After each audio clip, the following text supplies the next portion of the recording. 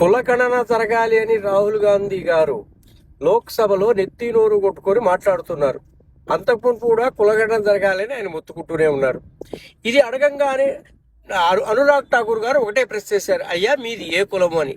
ఇది అడగంగానే మన అఖిలేష్ యాదవ్ గారి కోపం వచ్చి ఆయన్ని కులం అడుగుతావా అన్నారు. ఎందుకు అడగకూడదు? కులగణన చెయ్యాలి అని అడిగిన వాడిని కులం అడిగితే తప్పు వచ్చిందా? ఇది ఎక్కడ విట్టూరవండి?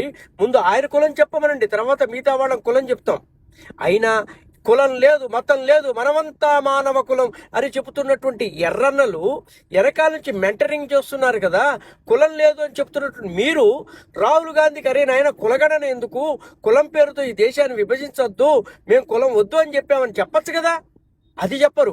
ఎందుకు అనంటే ఇవాళ హిందువులు కులం పేరుతో కాకుండా హిందుత్వం పేరుతోటి ఒకటవుతున్నారు. ఒకటైనటువంటి హిందువులు ప్రపంచాన్ని జయించగలరు. ఒకటైనటువంటి హిందువులు ప్రపంచంలో అద్భుతంగా నిలబడగలరు.